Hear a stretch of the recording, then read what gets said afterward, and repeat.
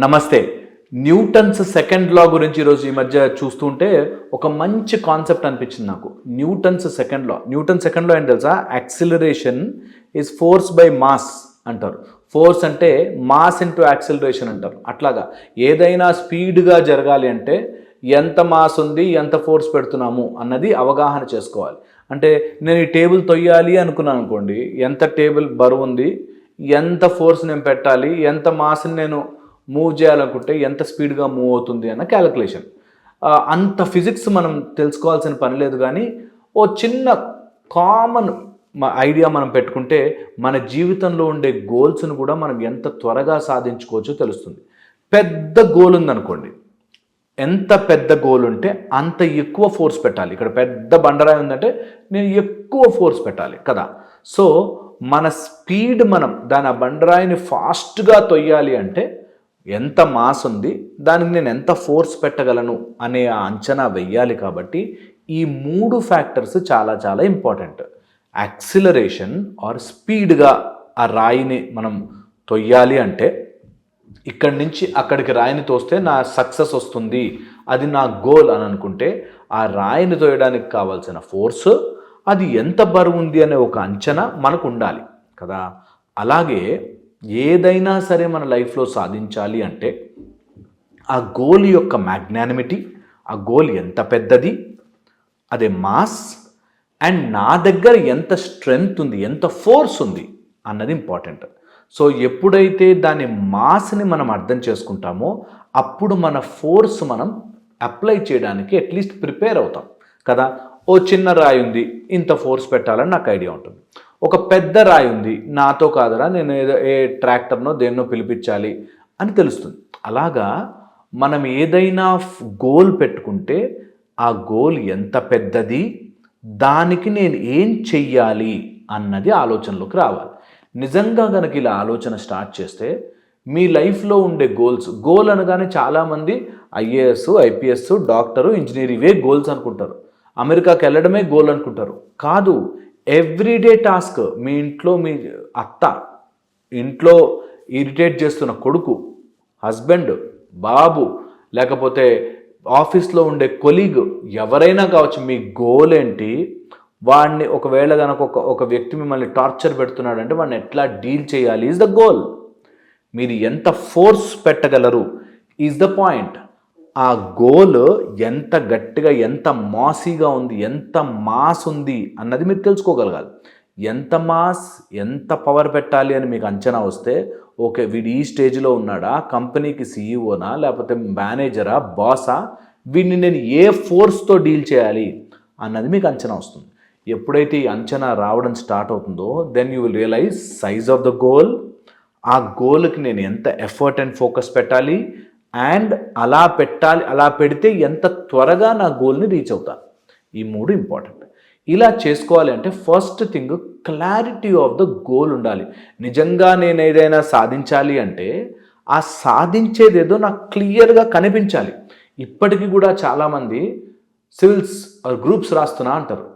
గ్రూప్స్లో ఏంటి, నువ్వు ఏమవుదాం అనుకున్నావు, ఎలా అవుతావు, ఎంత స్ట్రాంగ్గా అవుతావు అనేది నీ మైండ్లో క్లియర్గా లేకపోతే నేను ఒక ఐఏఎస్ పాస్ అయిన వ్యక్తిని చూశాను. ఆయన ఫైనల్ ఇంటర్వ్యూలో ఎలాంటి బట్టలు వేసుకోవాలో కూడా ముందే ప్లాన్ చేసి పెట్టుకున్నాడు. సో లైఫ్లో ఒక గోల్ క్లారిటీ ఉన్నవాడు క్లియర్గా గోల్ని చూస్తాడు every day. If you cannot see, you will not be able to accomplish it. చూడకపోతే మీ జీవితంలోకి రాదు, బుర్రలో కనిపించకపోతే మీ జీవితంలోకి రాదు. ఇది నిజం. సో అందుకని మీరు ఏం చూడాలి అనుకుంటున్నా, మీ లైఫ్లో మీ గోల్ ఏంటో క్లియర్గా చూడండి. నేను టార్చర్ పెట్టే బాస్ అనుకోండి, ఆ బాస్ వెళ్ళిపోవడానికి నేను ఏమేం పావులు కదపచ్చు, ఏమేం చెయ్యొచ్చు, వాడిని ఎట్లా డీల్ చెయ్యొచ్చు అన్నది క్లియర్గా మైండ్లో పెట్టుకోవాలి. ఇది చాలా చాలా ఎసెన్షియల్ ఎక్సర్సైజ్. ఎవ్రీడే 10 నిమిషాలు మీ జీవితంలో మీ గోల్ గురించి ఆలోచించుకోలేకపోతే అది మీ గోలే కాదు, ఫిక్స్ అది. ఒకతను నా దగ్గరికి సింగర్ అని వచ్చాడు. సింగర్ అని వచ్చి కరెక్ట్గా ఎలా నేను సింగర్ నవ్వాలి ఎలాగా అన్నప్పుడు నేను చెప్పాను, నిజంగా నీ ఫేవరెట్ మ్యూజిషియన్ ఎవరు, మ్యూజిక్ డైరెక్టర్ ఎవరు, ఆ మ్యూజిక్ డైరెక్టర్ దగ్గర నువ్వు పాడుతుంటే ఎలా ఉంటావు అంటే, అమ్మో అంత స్టేజ్ మనకు ఎక్కడండి అనేసాడు. ఇంకేం గోల్ పెట్టుకున్నట్టు? అలా ఎయిమ్ గనక పెద్దగా నీ కళ్ళ ముందు కనిపించకపోతే, నువ్వు ఇళయరాజా ముందు పెర్ఫామ్ చేయాలి, లేకపోతే నీకు పిలిచి AR Rahman music direction chance ఇచ్చాడు, నీ పాట పాడడానికి ఛాన్స్ ఇచ్చాడు అనే గోల్ నీ కళ్ళ ముందు కనిపించాలి. ముందు కనిపిస్తే ఈ గోల్ యొక్క మ్యాగ్నానిమిటీ ఆర్ దాని యొక్క మ్యాగ్నిట్యూడ్ మనకు అర్థమవుతే, అది ఇంత ఉంది, ఇంత మాస్ ఉంది అని మనకు అర్థమవుతే, దాన్ని ఎలా డీల్ చేయాలో తెలుస్తుంది. మా అత్తండి గయ్యాలండి, మా అత్తండి చాలా గయ్యాలండి, ఆమె వినదండి వినదండి వినదండి అని ఒక లేడీ నా దగ్గర చెప్పడానికి వచ్చింది. అయితే ఓకే, ఆమె వింటే ఏమేం చేయిస్తావు అంటే అంటే అని ఆగిపోయాను. నిజంగా గనక వింటే ఏం జరుగుతుంది, ఆమె నిజంగా మంచి అత్తగా మారిపోతే నీకేమేం కావాలి అన్నది నీ మైండ్లో లేకపోతే నీకెప్పటికీ అకంప్లిష్ చేయలేవు. ఆమె మారదండి అస్సలు అని నువ్వే ఫిక్స్ చేసేస్తే ఆమె ఎలా మారుతుంది కదా. సో అందుకని గోల్ని క్లియర్గా చూడడము, దాని యొక్క పిక్చర్ నీ కళ్ళ ముందు కనిపించడము రావాల్సిందే. ఓకే, నెక్స్ట్ వచ్చేసి ఒక గోల్ ఉంటే దాన్ని ఎలా అచీవ్ చేయగలను అనే మార్గములు వెతకడం రావాలి. Ways to achieve a goal ఎంత ఈజీ అండ్ ఎంత ఇంపార్టెంట్ అంటే, మీరు ఇది ఒక స్టడీ జరిగింది. ఆ స్టడీలో ఏ సమస్య వచ్చినా 21 ఆన్సర్స్ రాయాలంట. 21 ఆన్సర్ మీకు ఖచ్చితంగా పనిచేస్తుంది. ఓకే, ఏదైనా సరే మీకు సపోజ్ మీ బాస్ మారాలి ఆర్ బాస్ మీకు శాలరీ హైక్ చేయాలి అంటే 21 మార్గములు రాయండి. ఎలా పెంచుతాడు మీకు శాలరీ అనే 21 మార్గాలు రాస్తే 21st మార్గము మీకు ఖచ్చితంగా వర్కౌట్ అవుతుంది అంటారు. సో ఎవ్రీ 21st ఆన్సర్ మీకు సొల్యూషన్ అవుతుంది. సో మీకు ఏమన్నా గోల్ ఉంటే ఆ గోల్ని రీచ్ అవ్వడానికి వేస్ రాసుకుంటూ 21 ఆన్సర్లు రాసుకోండి. నేను ఇది సాధించాలి అంటే ఇలా చేయొచ్చు, ఇలా చేయొచ్చు, ఇలా చేయొచ్చు, ఇలా చేయొచ్చు అని చెప్పి అన్ని కారణాలు. మీకు 5-6 తర్వాత కారణాలకి ఐడియాస్ రావు. 6 తర్వాత కష్టపడ్డాక 7 8 అట్లా వస్తుంది. మీరు ఆలోచిస్తూ ఉంటే 21 సమాధానాలు తెచ్చుకోండి. 21వ సమాధానం మీ జీవితాన్ని మారుస్తుంది అంటారు. అది ఎనీ గోల్కి పెట్టచ్చు, ఏ గోల్ అయినా సరే. ఓకే, సో అలా ట్రై చేయండి. నంబర్ ఆఫ్ ఆన్సర్స్ రాసినప్పుడు మీకు ఈజీగా ఈ ప్రాబ్లంకి ఇన్ని సొల్యూషన్స్ ఉన్నాయి, నేను ఎందుకురా బాబు ప్రాబ్లం గురించి ఆలోచిస్తున్నాను, సొల్యూషన్స్ ఉన్నాయి కదా అనే ఒక ధైర్యం మీ జీవితంలో వస్తుంది. రైట్, అయితే ఈ వేస్ రాసుకున్నాక ఒక ఫోకస్ పెట్టి దాని గురించి ఎవ్రీడే ఇంత టైం అని పెట్టి స్టార్ట్ చేయండి. ఖచ్చితంగా మీ జీవితంలో మీరు ఎంత పెద్ద గోల్ అనుకున్నా సరే సాధించి ముందుకు వెళతారు. అండ్ ఫోర్స్ అనే విషయానికి వచ్చినప్పుడు నాకు చాలా ఇంపార్టెంట్గా మీరు అందరూ గుర్తుపెట్టుకోవాల్సింది, ఫోర్స్కి చాలా ఎనర్జీ కావాలి. నేను పెద్ద బండరాయిని తొయ్యాలంటే ఎనర్జీ కావాలి. ఆ ఎనర్జీని నేను నా లోపల తయారు చేసుకోవాలి. అలా తయారు చేసుకోవడానికి మనకి ఎన్నో రకాల మంత్ర యంత్ర తంత్ర మార్గాలు ఉన్నాయి. మన తెలివి మనకుంది, మన బుద్ధి ఉంది, సైన్స్ ఉంది, మనకి ఇంటెలిజెన్స్ ఉంది, ఇన్ని రకాల శక్తులు ఉన్నాయి. దీన్ని నేను కలగలిపి ఒక ప్రాబ్లంకి సొల్యూషన్ వెతుకుతాను అనే మీరు దృఢ నిశ్చయంతో కనుక ముందుకెళ్తే ఖచ్చితంగా ప్రాబ్లంకి సొల్యూషన్ దొరికి తీరుతుంది. తాళము తయారైతే దానికి కీ తయారవుతుంది. అలాగే మీకు ప్రాబ్లం ఈ సృష్టిలోకి వస్తుంది అనగానే ఆన్సర్ కూడా రెడీ అయిపోయి రెడీగా వెయిట్ చేస్తూ ఉంటుంది. ఆ రెండింటినీ కలపడమే మీ పని. ఎప్పుడో మహిషి అనేది పుడుతుంది అనగానే అయ్యప్ప అనే మహాశక్తి తయారైపోతుంది. అలాగా ఏదైనా సరే మన జీవితంలో ఏది చెడు కానీ ప్రాబ్లం కానీ వచ్చింది అంటే దానికి మంచి సొల్యూషన్ ఉండి తీరుతుంది. లేదని అనుకోద్దు. మీరు వెతకడం మానేస్తే మాత్రం కష్టం.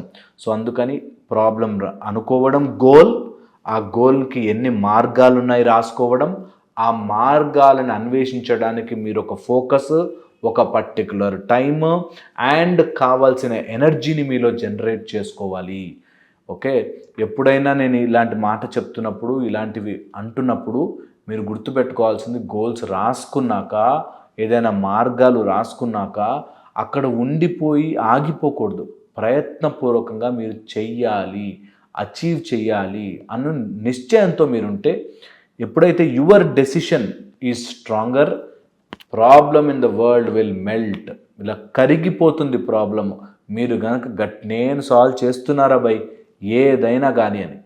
ప్లస్ ఇలాంటివి రాస్తున్నప్పుడు, గోల్స్ కోసం పనిచేస్తున్నప్పుడు కొంతమంది గోల్ మీద 24 గంటలు బ్రతుకుతుంటారు, విచ్ ఈస్ రాంగ్. 24 గంటలు అదే ఆలోచిస్తూ కూర్చోవలసిన అవసరం లేదు. ఓ సమస్య ఉంది, దానికి ఆన్సర్ కోసం ఒక గంట కేటాయిస్తాం అంతే. రోజంతా ఇంకా అదే తలుచుకుని ఈ ఒక్క కష్టం తీరితే బాగుండో, ఈ ఒక్క కష్టం తీరితే బాగుండో అని కూర్చున్నంత మాత్రాన తీరదు. సో క్వాలిటీ టైం పెట్టి ఆలోచించి వదిలేయండి పక్కకి. ఒక అతను నాకు తెలిసిన ఆయన, వాళ్ళ మామ ఏదో ల్యాండ్ లిటిగేషన్తో వాళ్ళ నాన్నతో గొడవపడి ఆ ల్యాండ్ ఏదో ప్రాబ్లం చేశాడు. ఇంకా రోజంతా కూర్చుని ఆలోచిస్తాడు, ఎందుకు ఇట్లా అవుతుంది, నాతో ఎందుకు ఇట్లా అవుతుంది, మాకే ఎందుకు ఇట్లా అవుతాయి సార్, మా నాన్న ఎంత మంచోడు సార్. ఓకే, ఆలోచించేసావు, బాధపడిపోయావు, అయిపోయింది. ఇప్పుడు సొల్యూషన్కి ఏదైనా ఆలోచిస్తావా? ఓ గంట సేపు కూర్చుని సొల్యూషన్ ఇలా చేస్తే బాగుంటుంది, ఒక లీగల్ ఒపీనియన్, దీనికి ఇలాంటి డాక్యుమెంట్స్ తయారు చేసుకోవడం, దీనికి ఇలాంటి పర్సన్ని పట్టుకోవడం, అలా ఆన్సర్లు రాసుకుంటూ వెళ్తే నీకు ఖచ్చితంగా ఆన్సర్ దొరుకుతుంది, ముందుకు వెళతావు. కూర్చుని బాధపడితే ఏమీ రాదు. ఓకే, ఇది బాగా గుర్తుపెట్టుకోండి. అండ్ February 22 సాటర్డే ఈవినింగ్ మనం కలుస్తున్నాము. మీరు కలవాలి అనుకుంటే మాత్రం రిజిస్టర్ చేసుకోండి. కంపల్సరీగా కింద ఉండే లింక్ని క్లిక్ చేసుకుని మీరు రిజిస్టర్ చేసుకోవచ్చు. లేదనుకుంటే మీరు నాకు మెయిల్ చేయండి, drharsharish@1080@gmail.com. మీరు మెయిల్ చేసినా కూడా మీ నేమ్ నేను రిజిస్టర్ చేయిస్తాను. లిమిటెడ్ పార్టిసిపేషన్ ఉంటుంది కాబట్టి తొందరగా రిజిస్టర్ చేసుకోండి. కంపల్సరీగా మనం అందరం కలుద్దాము. ఒక మంచి seminar, human emotions and happiness అనే ఒక బ్యూటిఫుల్ సెమినార్. అండ్ తర్వాత మీకు ఏమైనా డౌట్స్ ఉన్నా కూడా మనం అందరం కూర్చొని మాట్లాడుకోవచ్చు. Thank you so much. ఇంకో వీడియోలో కలుస్తాను.